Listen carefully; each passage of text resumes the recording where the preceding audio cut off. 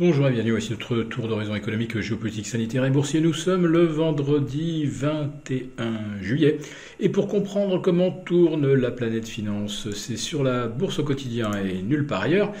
Et l'épisode du jour s'intitulera « Si les taux se détendent autant, c'est que l'avenir n'est probablement pas aussi épatant ». En tout cas, réjouissons-nous quand même de voir le CAC 40 revenir au-delà des 6220 et même des 6230 points, sur le point de soulever la résistance des 6235. Mais ça, les actions le doivent surtout à une spectaculaire détente de taux de plus de 20 points sur nos OAT. On revient à 1,62, de 22 points sur le Bund allemand qui se détend tout près du seuil des 1%. Et nous avons également 30 points de détente sur le BTP italien qui réduit ainsi le spread par rapport au Bund de 240 à 230 points. Bon, à ce niveau d'écart, rien n'est résolu. Et l'endettement italien continue de faire peur, ainsi que l'incertitude politique, puisque nous nous dirigeons vers des élections législatives anticipées fin septembre, voire début octobre. Bon, étant donné que les Italiens sont en vacances, pour que les formations politiques aient le temps de faire campagne, il est probable que l'échéance soit repoussée à début octobre. Et bien d'ici là, c'est Mario Draghi, avec un gouvernement technique qui va expédier les affaires courantes. Or, ces affaires ne sont pas si banales, puisque, comme nous l'avons dit, le rendement des BTP italiens a fusé hier au-delà des 3,70. Et là, vous le savez, à ce niveau-là, l'économie italienne ne peut pas être refinancée. Et le coût du service de la dette va s'ajouter en fait au déficit, puisque la croissance italienne est quasiment à zéro, quand l'inflation galope à plus de 8%.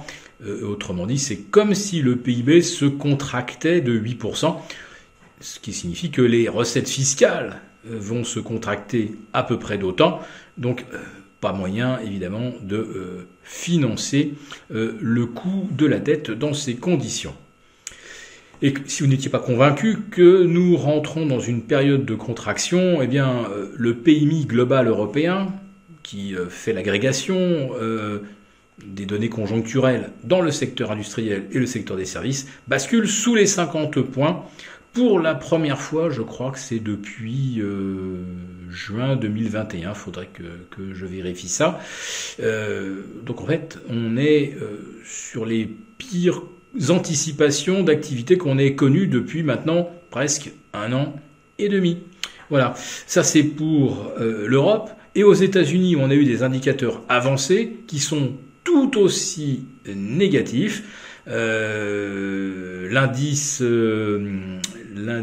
Philly Fed est également ressorti en nette baisse aux États-Unis. Donc il n'y a aucun endroit sur la planète où la croissance soit au rendez-vous.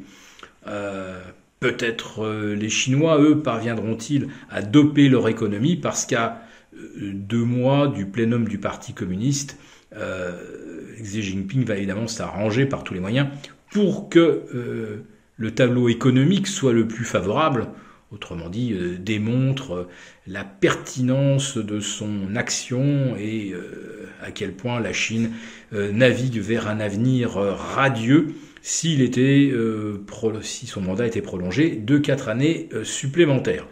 Bon, en fait, ce que Xi Jinping a réussi à faire véritablement au cours des 4 dernières années, c'est à rétablir une société de contrôle sur sa population, avec des mesures de confinement absolument cauchemardesques et qui débouchent aujourd'hui sur des chars, des tanks qui sont en ligne, en file indienne devant les banques pour empêcher les émeutes, car beaucoup d'investisseurs chinois qui ont pris des crédits pour acheter un appartement découvrent que leur appartement n'existe pas ou que c'est simplement un espace dans une carcasse de béton. Il n'y a ni fenêtre, ni eau, ni électricité.